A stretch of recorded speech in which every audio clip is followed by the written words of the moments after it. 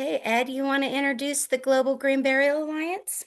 Sure. Hi, everyone. Ed Bixby here with my co-host Gretchen Spletzer from the Global Green Burial Alliance, and this is our monthly forum. Hi, everyone. I'm Gretchen, and tonight our monthly forum is on the state of Florida. It's this. We have a great panel tonight, and we're going to be talking about green burial and the other more ecological options that the state has now, and just how these options serve our families with their grief process and how it helps the environment and what's happening in these places. So tonight we have Steve Pomerantz of Gentle Water Cremation in West Palm Beach. And they also serve the whole state and work with funeral homes. We have Fawn Hendricks of Glendale Memorial Nature Preserve, which was the second nature preserve in the U.S. We have Lauren Robie of Hope Eternal Gardens, which is in Gorda, Charlottes County, which is a natural burial ground. Beautiful. I saw your guys' website. It's gorgeous. And Rabbi Lyons with South Florida Jewish Cemetery in Lake Worth, Florida. Really hybrid cemetery offering natural burial. We have Shanti Vani, president of the Florida End of Life Doula Alliance. She offers classes and support on grief. She has a YouTube channel. She's in Gainesville, Florida. She has a lot going on in her world and lots of networks and connections. And then we have Laura Starkey of Heartwood Preserve, which is in Trinity, Florida, another conservation cemetery, I believe. Yeah. And Freddie Johnson from the Conservation Cemetery Alliance and Prairie Creek Conservation Cemetery, which I believe is the fourth conservation cemetery in the United States. Am I right, Freddie? Wherever you are in there? Yep, Yes, you're I right. see you. So we have a really good panel, and I've been thinking about there's so many points I want to touch upon. As Ed calls it, the low-hanging fruit of the hybrid cemetery. Hybrid cemeteries are basically on every corner, and they're so accessible to families, and they can also offer natural burial if they want to. So I'm excited to talk about Rabbi Lyons and the interest you have in your cemetery, but I think I want to start with Glendale because you are the second in the United States. And one of the things I also saw is that you encourage people to even bury on their own if they want. That was clear on your website, or have a doula or a funeral director. And I've found funeral directors, when they participate in green burial, seem to love it. So, Well, we have a few in our town that love us, and a few in our town that don't like us because we take their business. yeah. But there's a particular one that we work with, and he's a hoot every time we have him out here. We even named a road after him. So, Oh, really? What's his name? Or Joel maybe you don't want to Davis, say down. Davis Watkins Funeral Home in Defuniak Springs. Oh, Is the head honcho over there. We love working with him. oh, that's good. Yeah. So, tell us the story of Glendale. I mean, were you seeing a demand? Was somebody just inspired because that's what they wanted? Like, how did it get started? A little bit of a unique start, actually. Bill and John Wilkerson inherited the land from their parents after their passing. And the parents made them promise not to split up the land, but unfortunately, they did not leave the money to maintain the land, 350 acres here. So this is the part where John always says you don't own land, you rent it from the government. So in hopes to try to save the family farm and land, they realize that there's no taxes on a cemetery. Mm. That accompanied with their mother's aversion to embalming kind of created this, oh, we can do this natural burial process. And so that got the ball rolling for what we are today. Mm-hmm. And so are most of your burials full body, or do you have a lot of cremains coming into the cemetery as well? We're primarily whole body. We do have a lot Mhm. of cremains. We just had one this past weekend. A woman came out and scattered her grandparents' ashes together on the preserve, but we do a lot of whole bodies typically. That's nice. Yeah. We have And an excavator that we use. We call him Taco. It's a mhm. Takachi or something. We call him Taco. But if families would like to come out and dig the grave, they're more than welcome to do so. And we also encourage them to close the grave as well, to put that dirt on. We offer shovels. And then when the family's, okay, we've had enough, we'll fire up our tractors and we'll bury the site for them. Yeah. Yeah. I was at a green burial recently, and they did some of the putting the dirt back in, but they were pretty wore out in a way too. They did it a little bit and then they were done, and the guys came in and did it, but it's still Yeah. nice to have it. And I saw a picture somewhere where on the shovels there was like love messages, which was really sweet. I don't know which cemetery offered that, but I thought that was a really sweet, nice touch. Yeah. That's Uh, that's really nice. yeah. Laura, from Heartwood, how about your cemetery? How did that one get going? Yeah, I had sort of a unique situation also, similar to John, and is it Bill is his brother? Um, Mhm. I mean, I come from a cattle ranching family here in central western side of Florida, and our family has some history here in this area. And I just found this as an idea at a land conservation convention, the LTA convention back in 2006, and learned about it and saw actually an article in the paper about Glendale. And anyway, I just thought that's an interesting tool for conservation because, Mhm. as we know, it takes resources to conserve land. You can't just, you know, lock the gate and throw away the key and then call it conservation. You have to, Yeah. it costs, it's a lot. You have to pay the taxes and you have to do all these things, and land management. So I just learned about it as a conservation tool, and I had an opportunity with my family's land to purchase a small corner of our family's original ranch. And Oh. as we were kind of succeeding its use, the majority of our original ranches and conservation through the state. Um, Hmm. and then a portion of it has been developed. And then this is a tiny portion of that I bought from the rest of the family to do this project. So it was just kind of a unique situation that most people don't have that opportunity. And I just had an opportunity to do it. And I just thought, this is what I'd like to do. And so the Yeah. more I learned about it, first from a, kind of a practical, hey, here's a way to do conservation and pay for it. Within its own project, self-sustaining, hopefully, type of land conservation.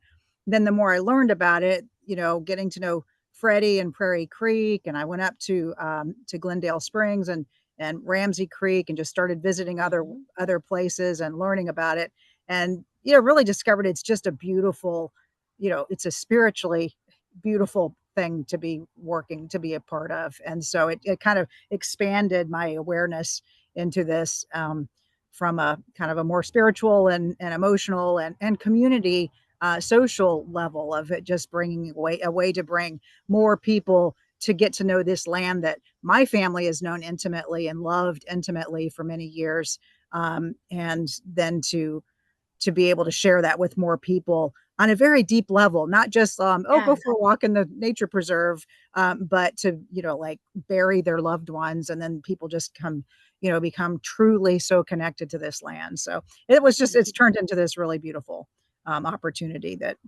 I Yes. was kind of So getting. for some reason, as you're talking, like I want to hear about maybe your first burial on that special land. Like, were you there on the first burial in the place? Absolutely, yes. Again, I was the founder of it, so I was there from the beginning.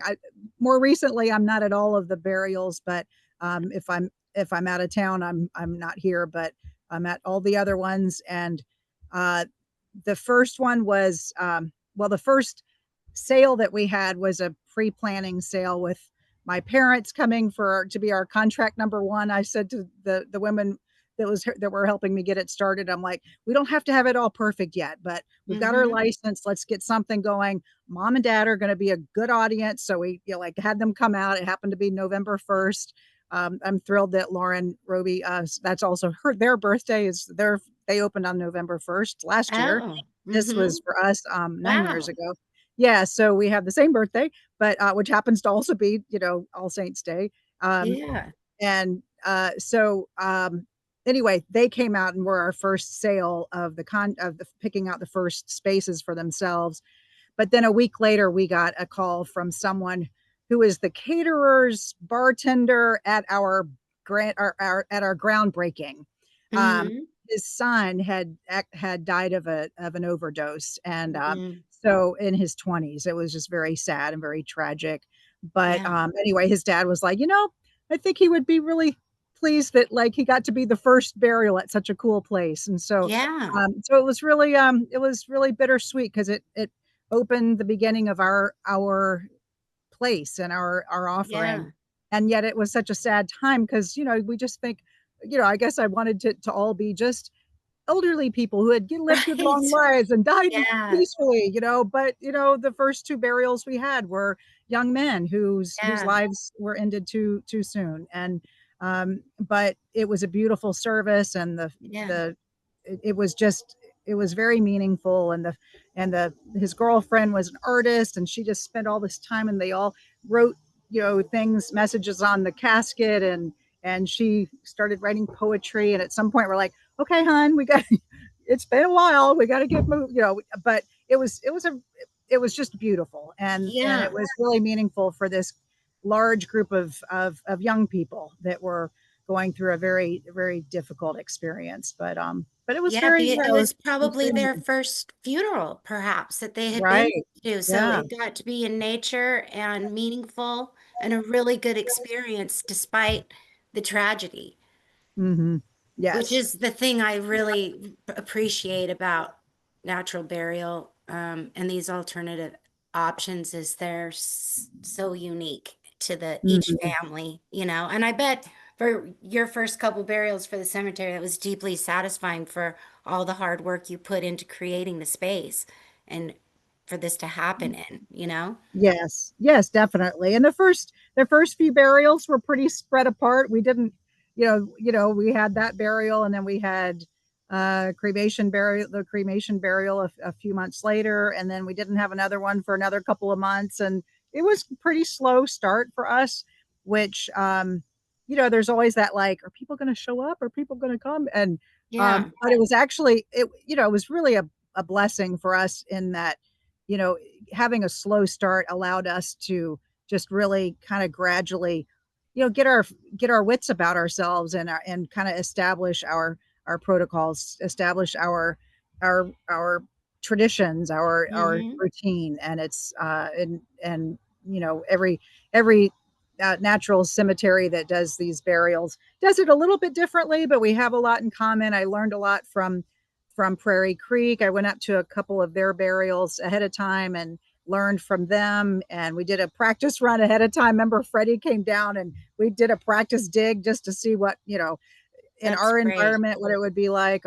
So, we did some preparations, but then it was also kind of nice for the actual, when the people came, for it to kind of be gradual. Some of the newer cemeteries like Larkspur up in North Carolina, just they opened their doors and they had 150 people on their mailing list waiting to make plans. And then they were like, just hit the ground running Hmm. because by Some other then, ones, some other the ones as well. Yeah. exactly, that the word's Hmm. gotten out that it's growing so much that in popularity, that now the ones that are opening are getting a lot more quickly, because more people already know about it, so they're already poised and ready to Pre-plan, reach out to pre-plan them. and Yeah. make sure Mhm. their wishes are known.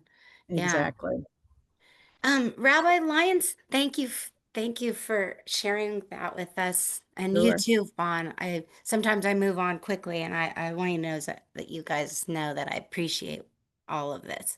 But I want to ask Rabbi Lyons, so South Jewish South Florida Jewish cemetery. Right. That's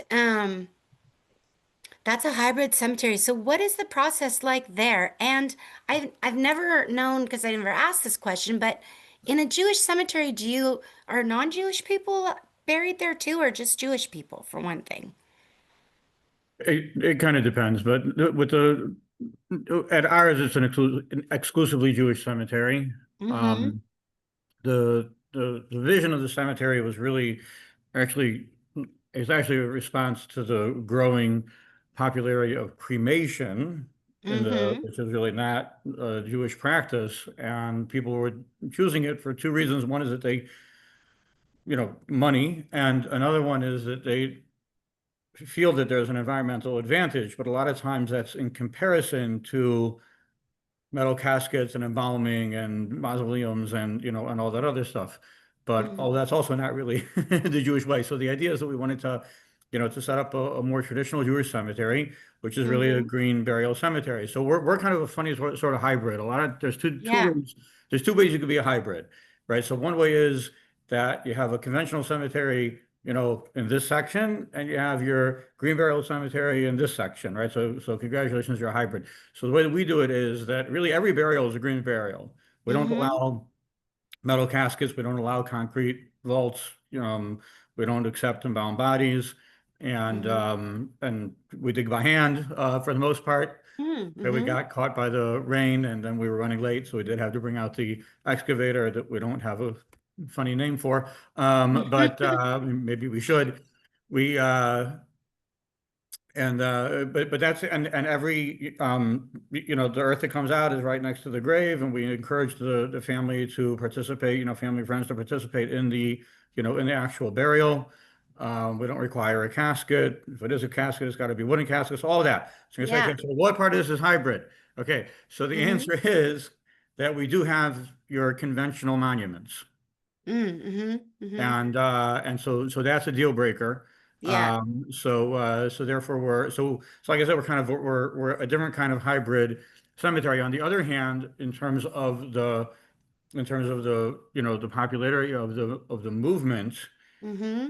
so we did have we've had several cemeteries kind of reach out and say, okay, like what would it take, kind of thing, Oh, right? that's good. So it is Yep. good, and also it's not such a big step. Like, meaning to say, you can still make your monument sale, Mm-hmm. right? Mm-hmm. You're just going to be, you have hybrid status over here, but the burial itself is a green burial. The big issue is that they'll say, well, but the concrete vault provides stability, right? Yeah. So if you don't have the Mm-hmm. concrete vault, so then how are you going to move monuments? Um, so Mm-hmm. we have our answers to that of how we do it. But the basic answer is that we don't sell enormous monuments, so they're lighter weight, so they're easier to Yeah. deal with. And the other thing is there's a little bit of maintenance, like the grave is going to collapse, so we're going to fill it in, Yeah, that right. type of thing. And that's it. That's how Yes. we do it. Which is all you have to do. It's not that big of a deal. Right. And then And you I, only have to probably do it a few times, and that's a really big storm rolls in sometime and it really gets wet. But yeah. I would also and like I to give think a it's shout out to Freddie Johnson. Also, in the early days that we did go to Prairie Creek, and I got a lot of good advice from him. A little bit of inspiration of how we do the surround around the Hmm. grave. We don't do it exactly the way you all do it, but that was the starting point. Um, and and yeah, and so it's good. It's a beautiful place, Prairie Creek, but it's a beautiful community here of people giving each other advice and helping out. Yeah. Yeah, that's true because it really helps. Um, there's a lot of power in people coming together and in force, and Yep. helping each other. Were you going to say and something, Ed? yeah, yeah. Hi, Rabbi Jay. It's Hey, been a Brad. long time. Yeah.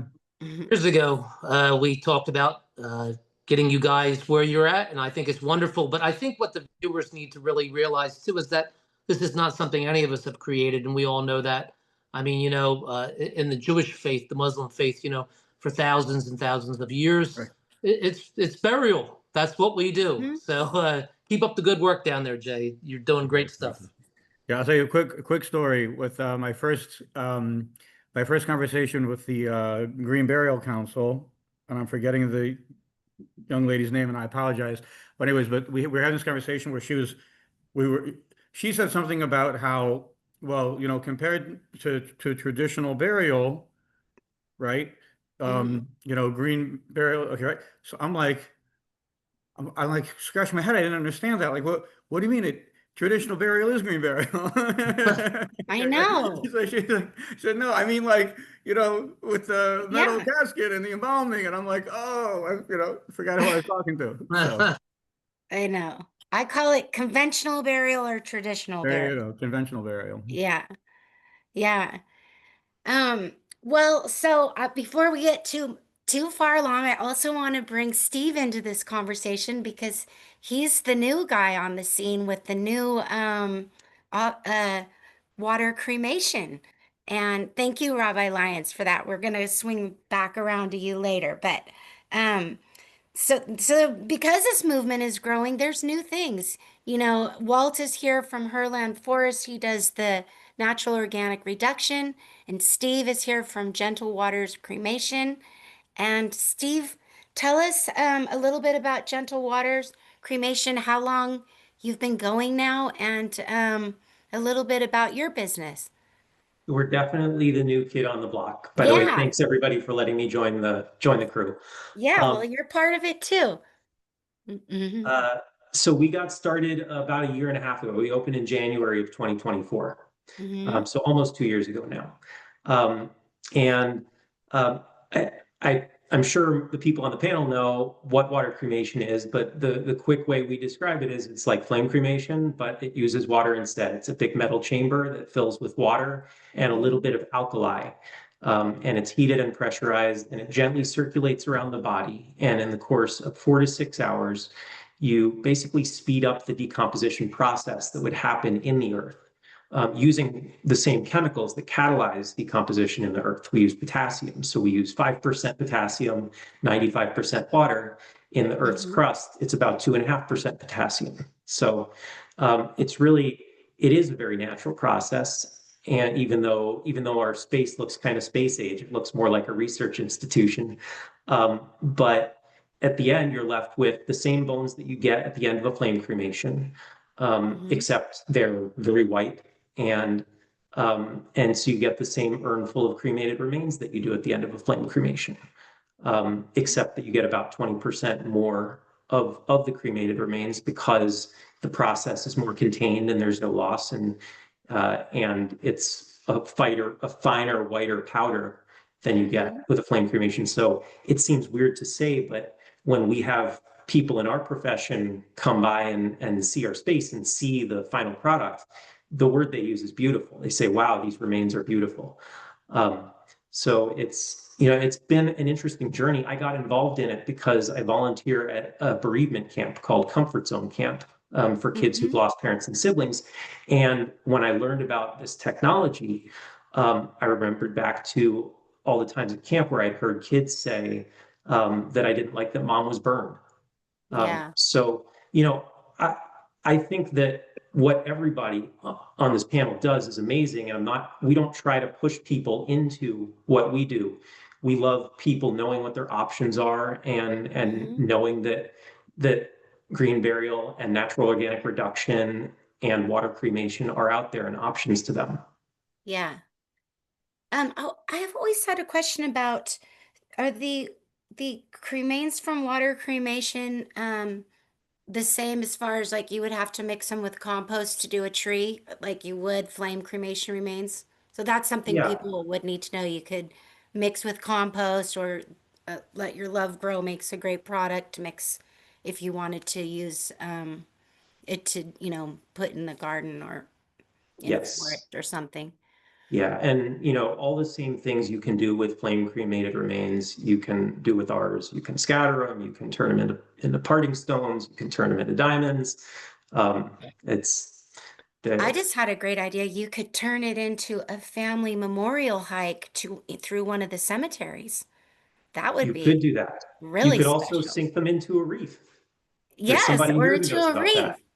Yeah, there's so many ways because one of the things I've learned from working around Ed in the cemeteries is how important memorialization is, and just like even today I went for a hike and it just all my thoughts seemed to get absorbed into the forest and it just was so soothing, and to be out there in nature. Um, I don't know, it's just a better experience than what we're dealing with every day in our lives. So I think death and memorialization and these natural places are really grounding for us and bring us home in a way, closest we can to get to home for now, anyways. So, I want to thank you, Steve, for telling us about that, and also any in the future, whoever listens to this down the road on YouTube, Gentle Waters works with funeral homes across the state of Florida as well. So it's an option you can offer in your communities. So get a hold of them. Um, and, and Shanti, I was looking at your website. You have a great website. And I'm really curious about, like, in Florida, in my mind, I think of baby boomers. I'm not far behind them. I'm Generation X. Um, and just, I saw on your website that you went to Woodstock back in the day, and just, there's a lot of diversity within the boomer movement. A lot of them are really into taking good care of themselves and the newer growth movements that are happening and all of that. Do you find um, those people coming to you and wanting to know their options, wanting to pre-plan, interested in these newer options? Or are they mostly still wanting conventional burials and that's not really where they're thinking? Well, I think it's interesting because who I am tends to definitely be geared towards the natural burial, and those are the people that I attract, or Mhm. somehow, there's this synchronicity that happens. And yes, I was at the Tennessee farm back in the day. I was at Woodstock. I'm an old hippie. Mhm. Made a lot of mistakes because I thought free love was free and it wasn't. Um, and there's a lot of us old hippies. In fact, the statistics say that we're boomers, and there's lots of us now. And we do have that. We had that lovely back to the earth, magic Mhm. mushrooms and all that, um, which I must admit. But And I so have to interject. I'm going to interject because they're finding healing attributes to that now. So healing, Mhm, even in the mhm, dying, in the field of death and dying, people who have a lot of fear with dying and stuff, mhm, those mhm, medicines, they're plant medicines, I call them, yeah. help Yeah. help people. Yes. They help people out of Yes. the matrix.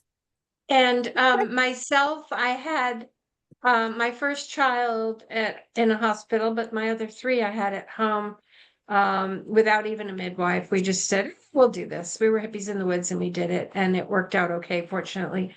And so it's just a natural. There are many of us again that were in that time. I'm 74, at this point, and so we had our babies at home, and we want to die at home, and Hmm. we're just back to the earthers.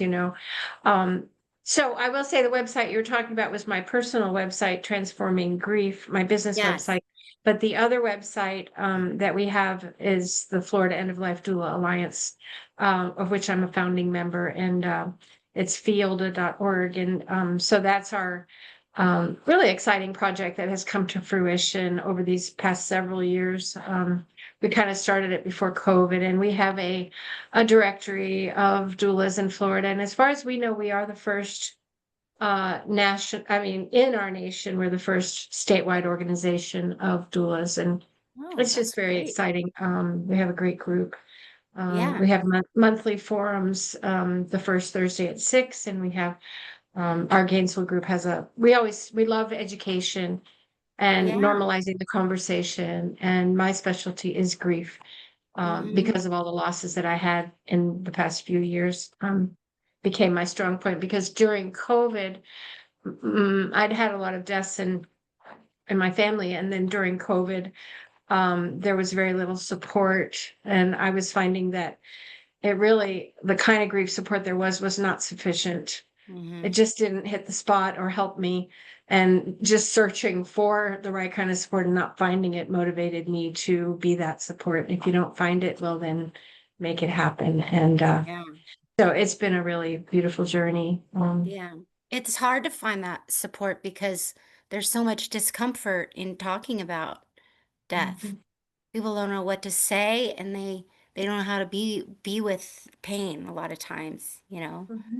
Um, and this is actually perfect opportunity for me to get Freddie in on this conversation because I know he's also very big on the home funeral movement as well and supporting people in doing that, which you probably do too, Shanti, when you have people who want to do that.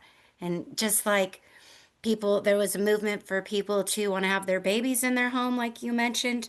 There's a big movement of people wanting to die in their home.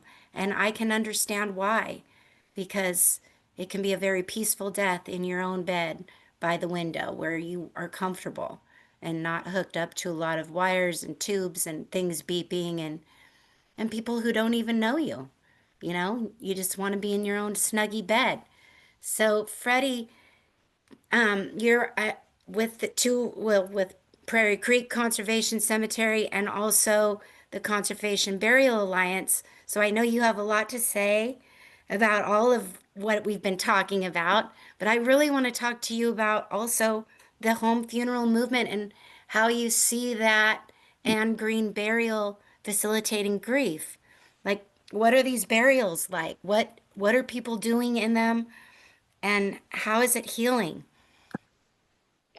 Well, thank you, Gretchen. So when I started getting involved with it's actually the natural death care movement, because now if you look across this group, we have all these, we could say that we're all in one way or another attached to the natural death care movement, but we also now have a good number of people in whatever sector of that movement that we're in. For Yeah. instance, you just mentioned home funerals. There's a whole group called the Home Funeral Alliance, which you probably are familiar with. Yes, I Well, love them.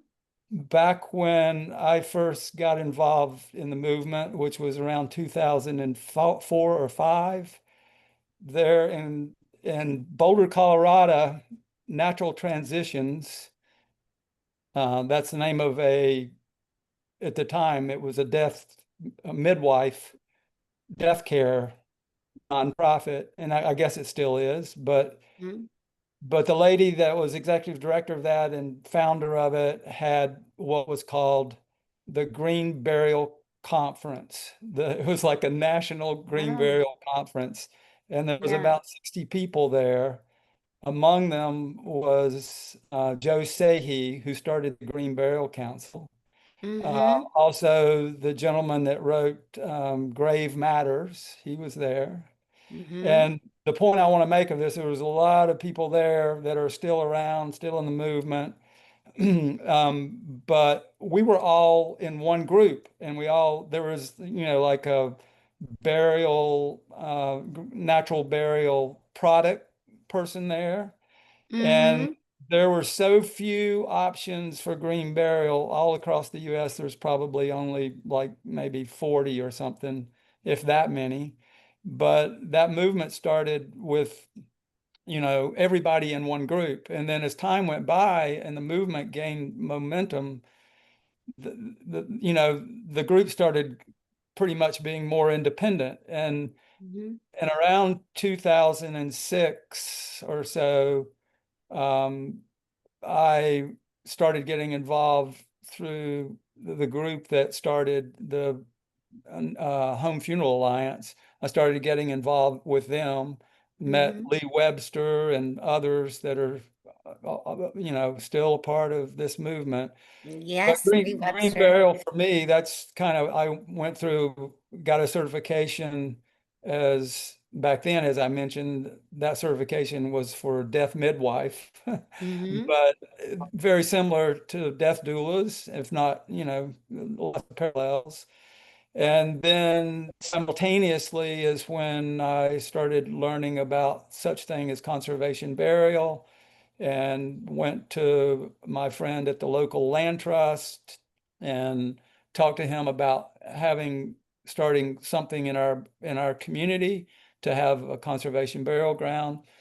And as it turns out, I'm going to give you the short version of this because everybody here has a story and I want to hear it. But but bottom line is, as it turned out, we formed a group called Conservation Burial Inc. that ultimately became the organization that manages Prairie Creek Conservation Cemetery. But while we were researching and planning that, which was around the 3-year mark of meeting each month and planning and working, we had a group of CBI, Conservation Burial Inc., that did that every month. And one of our dearest friends, a very well-known, even all through Florida, if not beyond, environmentalist and land conservation friend who also happened to be a medical doctor. Her name was Dr. Kathy Cantwell. She came to us and she had been following our work and our planning. And she said, I want you guys, you've done enough analysis. I want you guys to open within the next 2 months. And we said, what? And she said, yes, I'm going to be the first buried there. And I have a fatal brain tumor. And so I want to go pick out my place. And she did. And we did what we needed to do. And that was the very first burial at Prairie Creek. It was a home funeral that was a celebration and total, it was a total event of love, really. It was family, friends, home funeral. Her Kathy's body in her own van. One of us drove it to her house. Her body was on her dining room table with her cat. Had ceremony from there. Went straight to the cemetery. The day before, all of her friends dug the grave in the spot that she picked out, and then she had a donkey and cart that we Wow. all went in procession from what's called the lodge at Prairie Creek. It was about a half a mile to the gravesite, and it was incredibly Wow. beautiful. And to have that as the start, Yeah. naturally, home funerals, we became experts and totally embraced home funerals. However, I will say that home funerals are still vastly minimal. I mean, we probably only do 5 or 6 a year. And because, people, previous conversation, we talked about the death, sort of the death negativity in our culture. And people oftentimes can't cross over that hurdle. But when they do, or when they want to, it is a most amazingly beautiful healing process. But even natural burial in the forest, in nature, is also, whether you expect it or not, you're going to get some real nice healing, and it's a beautiful thing as well. Yeah. And Freddie, 2 days after Kathleen was when I met you, and you walked us to David Brush's burial site. So Yeah, the second one we participated in, it was straight from home the day he died, in his little little pickup truck. I remember it for sure. Yeah. Well, so as you're describing this to me, like I feel myself getting excited because like the questions in my mind were, was the opening of the grave decorating, was she shrouded? Was it a basket casket? Because I feel like it's that creative process. Like, when you're planning for a birth or a wedding, it's that making it special, the honoring of the life and just through the decorating, through the shrouding, through all of that stuff, and through the doing is the healing part. that the living can do for the person, for the person who's passed and for their own healing grief. And so So I feel like the yeah, more people get excited about that, even though it's weird to be excited about death, the more you can get excited about what you can do that's beautiful, like it heals.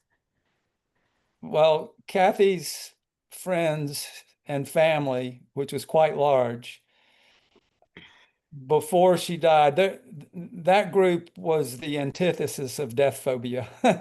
They were Oh, like, really? yeah, they Wow. gathered, as I mentioned, Kathy was a huge land conservationist and environmentalist, and they gathered all of her, while she was alive, they gathered all of her environmental t-shirts, they sewed them together as a Wow. shroud. When she Oh, wow. died, they wrapped her in the shroud, and that's what she was buried in at Prairie Oh, Creek, and it was so very beautiful. yeah, so sweet.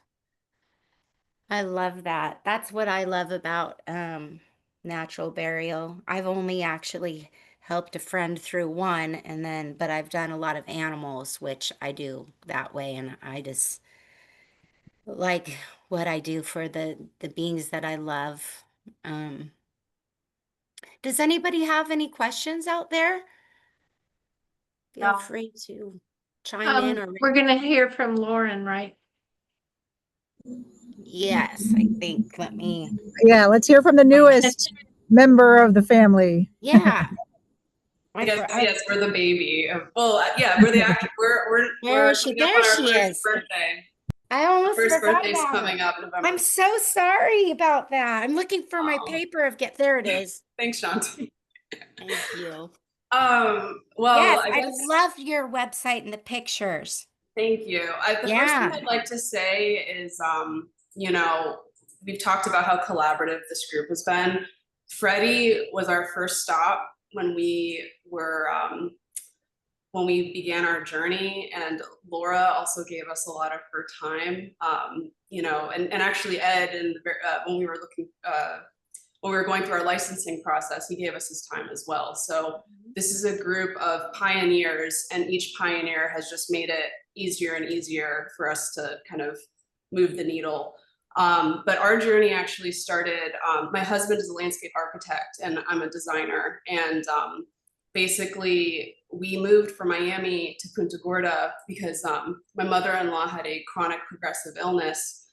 And basically I kind of describe it as ALS, but severely slower. So it's like the very slow loss of her muscle use. But Chris's father passed away very suddenly, and suddenly she needed additional support.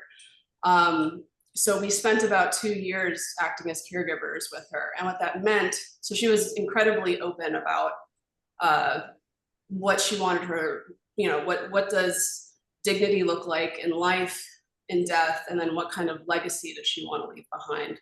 And her mother before her actually wanted a natural burial. And at that time, the only one they could locate was Glendale. And, at that point it was, I can't remember, it was like a 6-hour, it was a very long drive for her. And my mother-in-law was sick already. So that was not an option. And so it kind of stuck with her. And she just said, I would love for there to be something, specifically in Southwest Florida. And, would you all be willing to take this on? I think this would be something that would really help the community. So we kind of had like a mission to go forth and do this. But yeah, so she was the first, she and my father-in-law, his ashes were buried with her. They were the first burial at Hope. And what we kind of focus on is, we call it creating life out of loss. And so that's through natural burial and returning to the earth. But also we plant what are called microforests. So families are able to use this like proven planting method. I found a recent statistic, it's like 40 million trees have been planted using this method since it was started.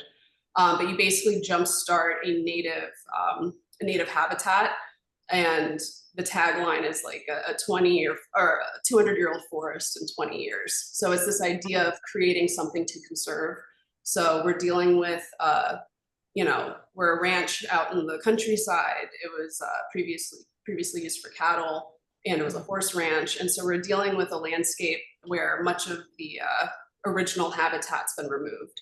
So each family gets to add a puzzle piece of a forest back to that.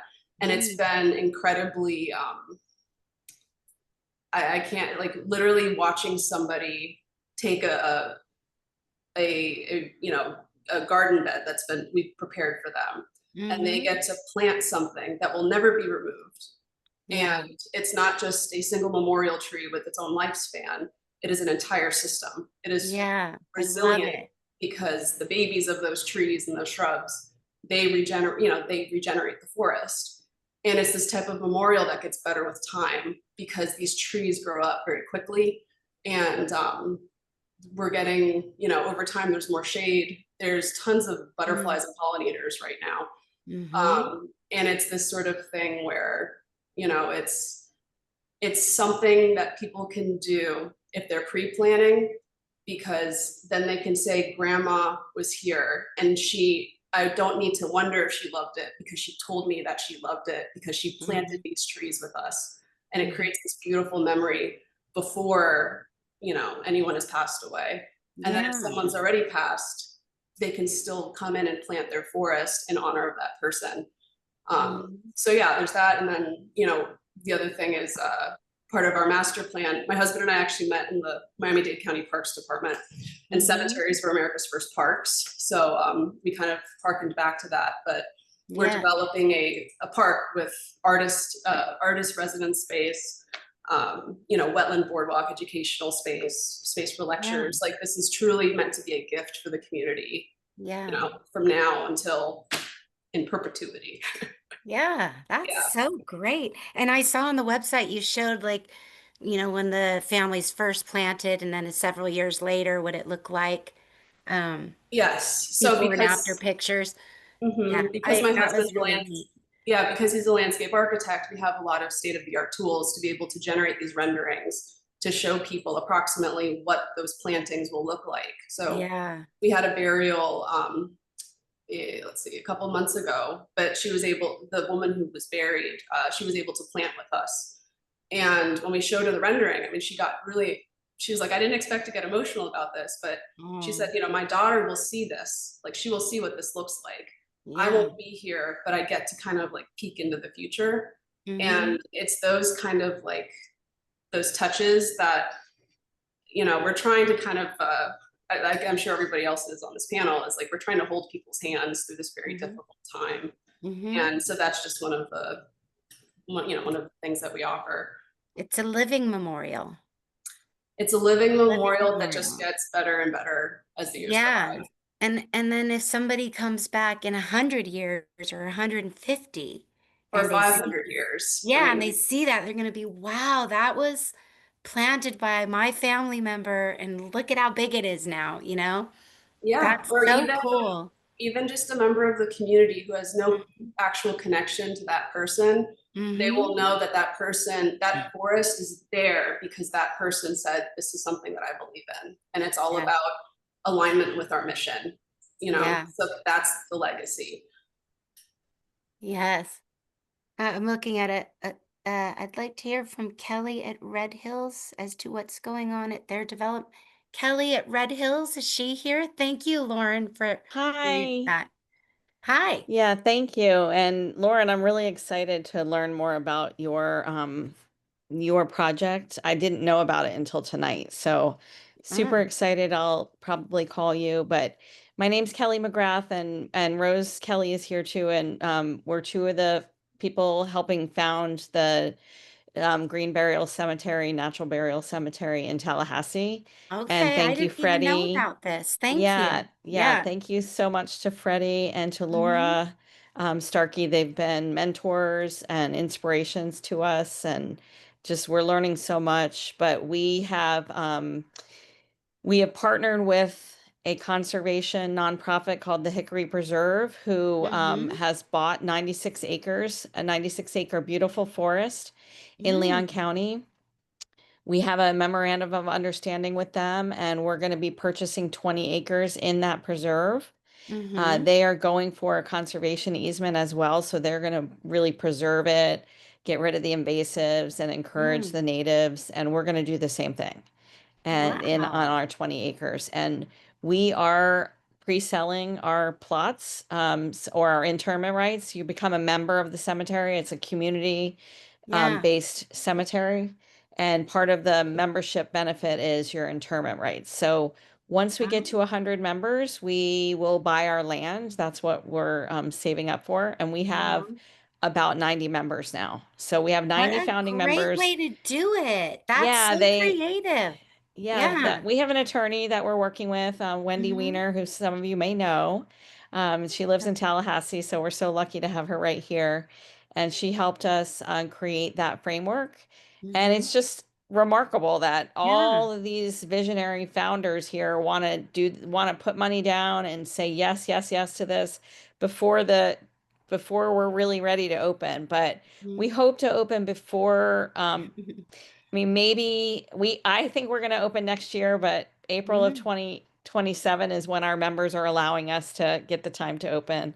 Yeah, you become a member. There's a membership fee, so it's $4,000. That includes the interment rights. We have a voting at an annual conference every year that's coming up in November for members, and we always have a question for them to weigh in on to help them decide important issues. And this one is going to be on cremains. And then before and after the ceremony, and then also the digging of the grave and the covering up of the body as well, just for our ritual and saying goodbye to people. So we're so excited about it. I'm just so thankful that we have such a giant network in Florida. I mean, we have the whole state covered pretty much here. I know. I'm really impressed. You guys are an example for some of the other states that are struggling with, embracing this. And I really hope they do, because people want it. And the cemeteries need it to preserve them, as well. And then the new ones like yours to preserve the land. We need the historical hybrids, to people to do green burial and the hybrids to preserve the history, and we need the newer cemeteries to preserve the land. So Right, and I don't know if I made it clear, but ours is natural burial in a woodland setting.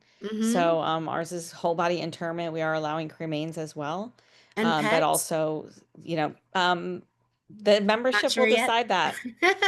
That's Yeah. one of the membership issues that we're going to talk to them about at our general membership meeting. So we really want to build community around the positive death care here. And Shanti, I'm so happy that that you're there, because we have we started this. Rose and I are both death doulas in our neighborhood, and that is how this started. Is someone asked Freddie to come up and speak to us about natural burial, and he did, and we all said we want this here and we're going to do this.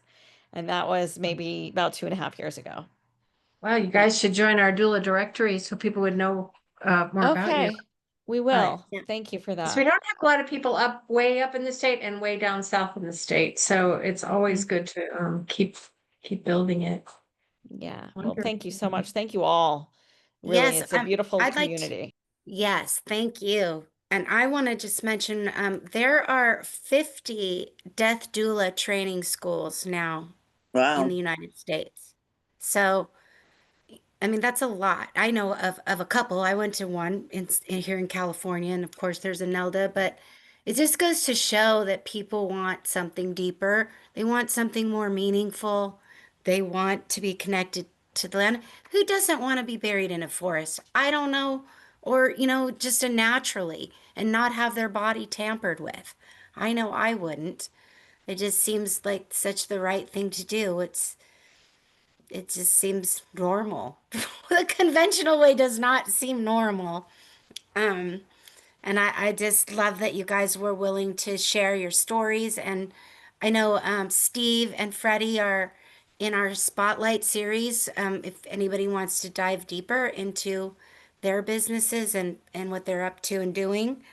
And any of you who are on our panel tonight, if you want to have Ed do a spotlight interview with you, let us know, because we'll share it, and we just want to support people who are helping this happen, because we believe in it so much, and I'm just really happy we're all agreed to do it. So thank you. Ed, do you got anything you want to say? We've had such a great conversation. Everybody did all the talking. Oh, absolutely. And that's what's key. No, I just want to thank everyone for being part of this, supporting the Global Green Burial Alliance, being good, positive death movement members. That's what we all are. We're a big family.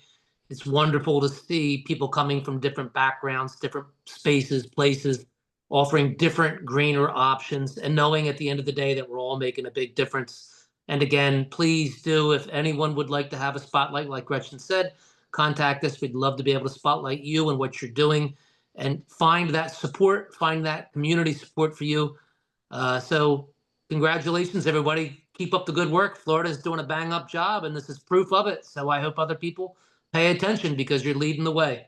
You really are. And I'm going to share this video around. I just want people to be aware of what's happening and how much people are loving it. And like Ed said, keep up the good work. And if there's anything you guys need or how we could support you, reach out. So I wanted see to. in the comments here, Shanti had mentioned about natural organic reduction. Is that what you were referring to? Oh, I don't see it. Yeah, I was curious because I know a- I wanted to hear a little bit from Walt if we could, just for a minute. Yeah, about the Oh, reef. yeah. I want to hear about that as well. But I do have a petition started online. You can look it up for natural organic reduction in Florida to Oh. make it legal because it's currently not legal in Florida. Georgia just passed theirs not too long ago. But if we can get enough, I'm trying to get attention to the movement for that to become legalized here in Florida. And we actually here at Glendale are going to have a memorial garden for people that do not want to take home 200 pounds of compost soil to their family. Yeah. Gather here. But if y'all please would like to go on and sign my petition so that we can get that movement here in Florida, that would be fantastic. But I do want to hear from is it Eternal Reefs as well? Yeah, Eternal Reefs. That had been going up, and I was trying to keep up with everything. I know, I saw that. I had to scroll down in the chat. Eternal Reefs, I don't think he's here. He's not on the panel, but I've talked to him before. But Memorial Reefs is here. Hi, Steve. That's what I meant. Memorial yeah, Reef. and I had we'll the hear name from- wrong, but yeah, someone from the After- Reef. Yeah, and after Sure. Steve, we'll hear from Walt because Walt always got good stuff to tell us about natural organic reduction, so it'd be great. So yeah, Steve, let us know what's the haps? What's the haps? Well, Yeah. we're in our 8th year of operation, and we're doing really good. We've got sites, 5 sites around the country right now, and we also moved into the pet space, and we're working with one of the largest cremation companies in the North America. We're doing roughly 30 to 40,000 pets a month, and that's mostly going into our reef in Mexico. So we're very happy with the results. We're very happy that we're able to help restart reefs and get them going. They're really suffering because of global climate change. So we're working very hard to do our bit to help offset that. Oh, So that's great news. turn you over to Laura. She's actually the president of the company. I shouldn't have spoke before her. Hi, Laura. Hi. What particular did you want to know? Well, I just was wondering when Steve was talking, this reef in Mexico that you're building, you already see a lot of habitat, like fish and stuff growing in them? The areas that the reefs are going into are communities where there's, fishing is, and is what people do there to feed their families and feed the communities and stuff, and that the reefs are helping to raise those fish stocks up. Even though they're fishing, they're still growing more and more fish and so forth, and helping with areas where there's not any shelter for juvenile fish. It give them shelter so that they can grow up and be bigger fish. Yeah, because the reef is like a nursery for all kinds of organisms. Yeah, they take up for residence in our reefs sometimes before we're done putting them in. Oh, it was wow. a couple of years ago, I was in Mexico working with my son on a reef, and we put it down, and a bunch of fish moved into it, and angel fish, which was really they were something attacking us while we were trying to finish them. Wow. So, that's so cool. I love the pictures of the reefs. They're beautiful. Yeah. We're opening our next reef in La Paz, Mexico in 3 weeks. So could you add your website to the chat so it's recorded?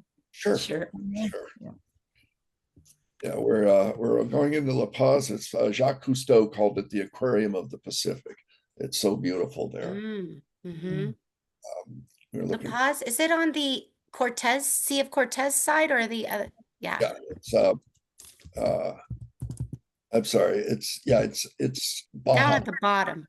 Down at the bottom. Baja, yeah. So wow. It's so we're gonna take a little vacation there in a couple of weeks. That's nice. But, is it good for snorkeling, or is it mostly just beautiful for snorkeling? Snorkeling or diving. Yeah, it's beautiful. Okay. Most of our reefs are accessible by snorkeling or very shallow dives.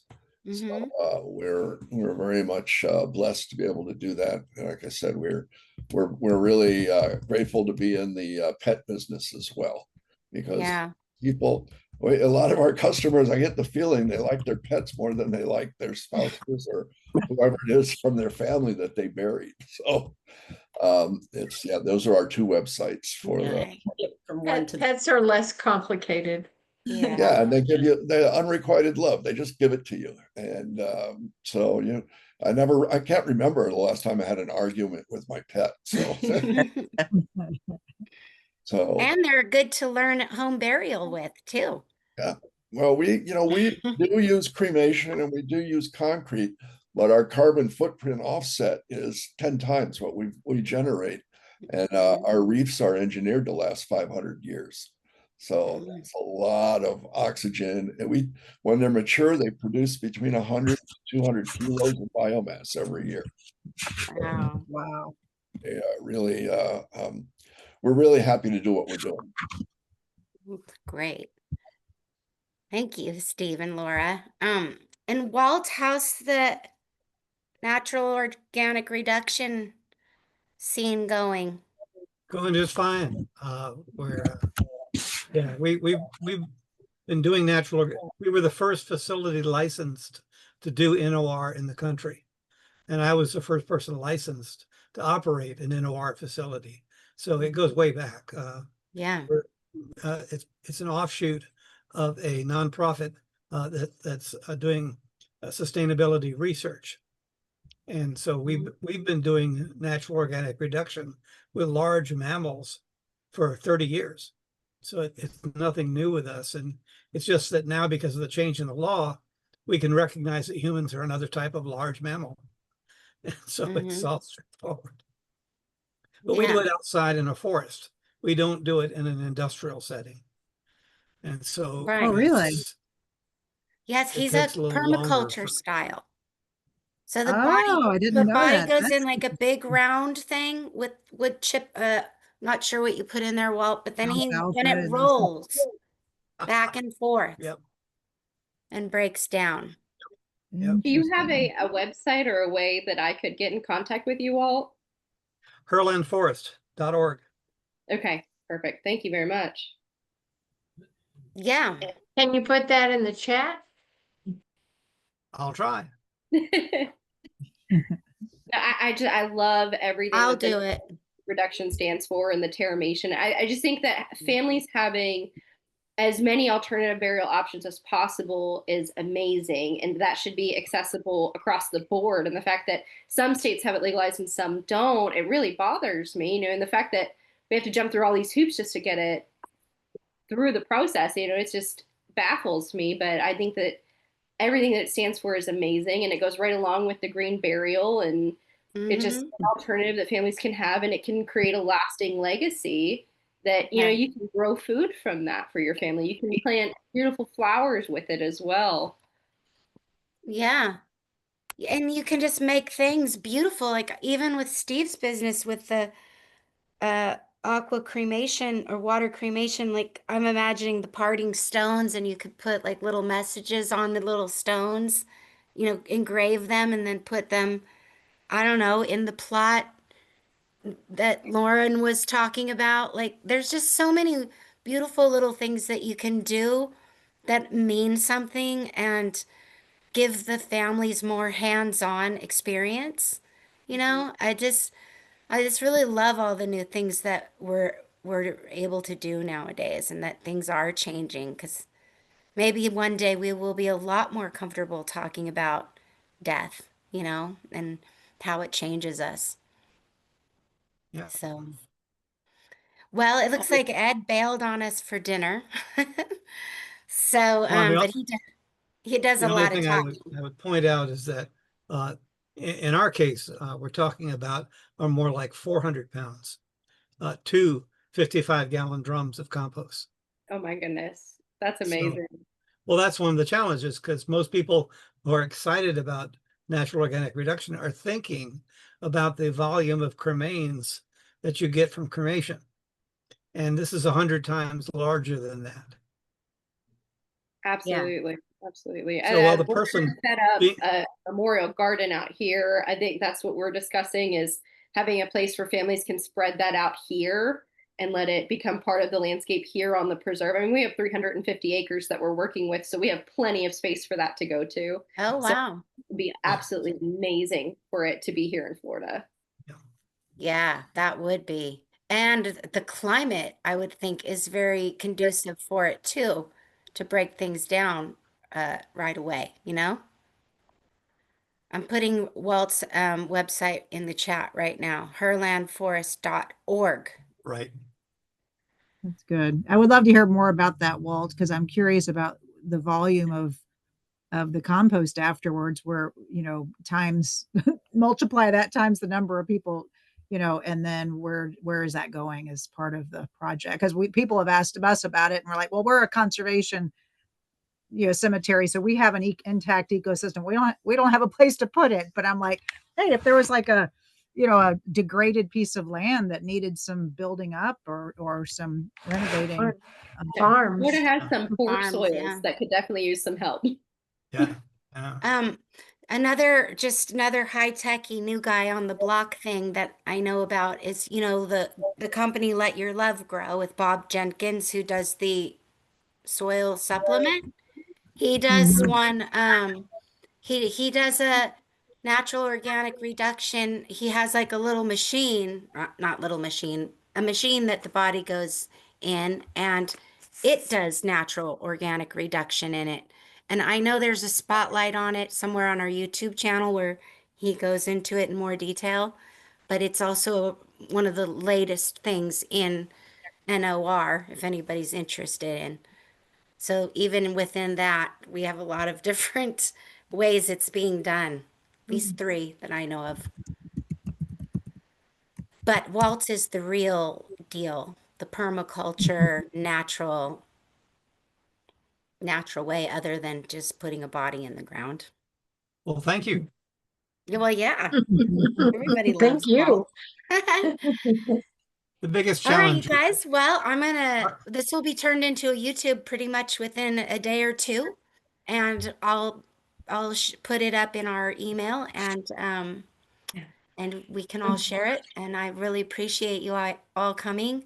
I'm really happy about Florida. You guys are awesome, and have a wonderful evening. And thank you for all you're doing. Thanks. Great, Yeah, thank this has you. been amazing to see Thank you all of so much. us. Yeah, Thank and I'm you. sure anybody who wants to get involved in the movement, reach out to any of these people here.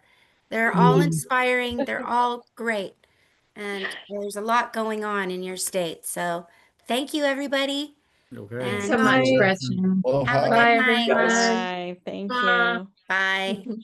you. Bye.